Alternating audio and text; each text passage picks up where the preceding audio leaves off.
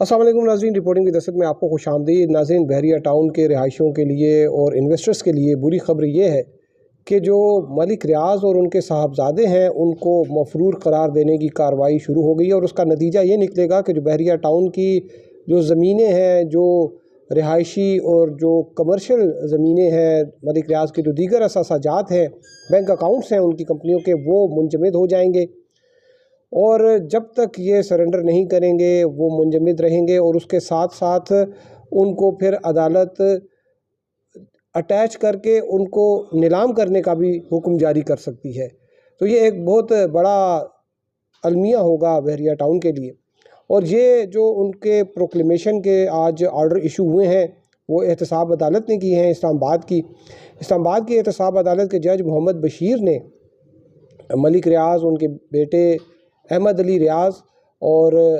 मिर्ज़ा शहज़ाद अकबर, जुल्फ़ी बुखारी,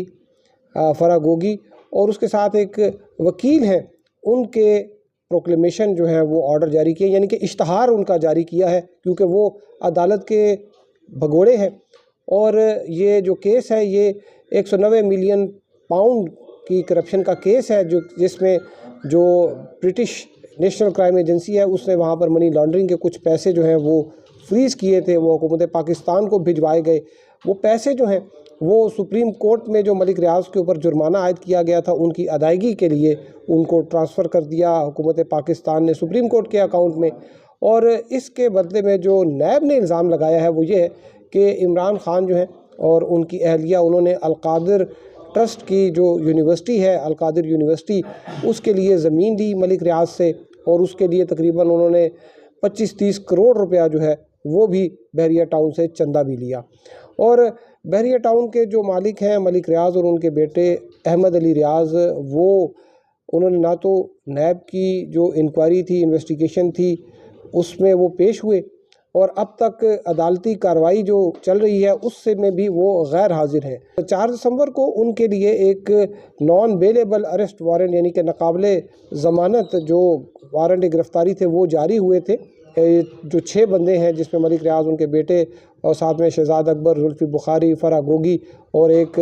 वकील हैं, उनके जारी हुए थे। और आज जब समाअत शुरू हुई तो अदालत को नैब ने बताया कि ये लोग जो हैं इन्होंने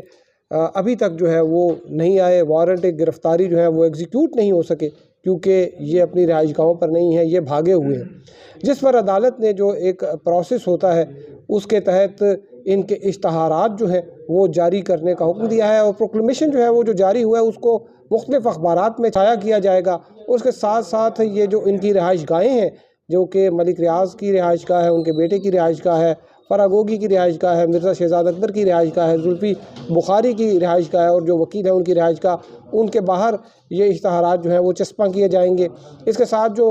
जो मशहूर जगह हैं, प्रोमिनेंट जगह हैं, बाज़ार हैं,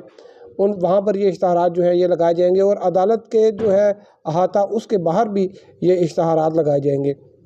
अखबारात में भी ये शाया होंगे। तो ये अब 1 माह का वक्त दिया है और उसमें ये जो प्रोक्लेमेशन में ये कहा गया है कि अगर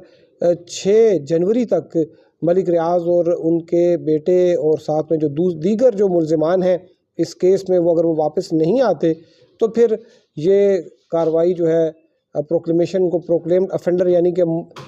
इश्तहारी मुल्ज़िम करार दिया जाएगा और साथ साथ उनकी जो जायदादें हैं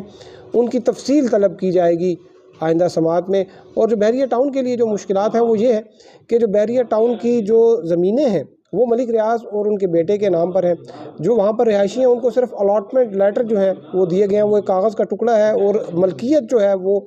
सरकार के कागज़ात में जो बहरिया टाउन की जितने भी रिहायशी मंसूबे हैं वो मलिक रियाज़ और उनके बेटे के नाम पर है। और अब इस सूरत हाल में अगर ये जो है वो उनकी जायदादें ज़ब्त करने का जो है वो ऑर्डर होता है और फिर बाद में उनको ऑक्शन किया जाएगा तो बहरिया टाउन की तो तमाम ज़मीनें और जो उनके कमर्शियल और जो जितनी भी रिहायशी जो इलाके हैं उनके जो मालकाना हकूक़ हैं वो दोनों बाप बेटों के नाम पर ही हैं और कुछ दीगर रिश्तेदारों के नाम पर, लेकिन वो बहुत थोड़ी सी जगह है। तो ये फिर बड़ी मुश्किलात हो जाएगी बहरिया टाउन के रिहायशियों के लिए भी और इन्वेस्टर्स के लिए भी, क्योंकि जो न सिर्फ ये कि वो प्रोजेक्ट जो कि मुकम्मल हो चुके हैं बल्कि वो प्रोजेक्ट जो कि अभी चल रहे हैं, जिन पर काम जारी है, वहाँ पर भी जो ज़मीन जो है उनके जो है वो فریز ہو جائے گی، ان کے اکاؤنٹس فریز ہو جائیں گے، ان کی گاڑیاں فریز ہو جائیں گی۔ تو یہ ایک ایسی صورتحال ہے جس میں بحریہ ٹاؤن جو کہ آلریڈی جس کے بارے میں یہ کہا جا رہا ہے کہ وہ ڈوب رہا ہے، تو اس کے سنکنگ پروسیس جو ہے وہ شاید تیز ہو جائے۔ آپ کو اس حوالے سے اپڈیٹ کریں گے۔ اب تک کے لیے اتنا ہی، ہمارے ساتھ رہنے کا شکریہ۔ اللہ حافظ۔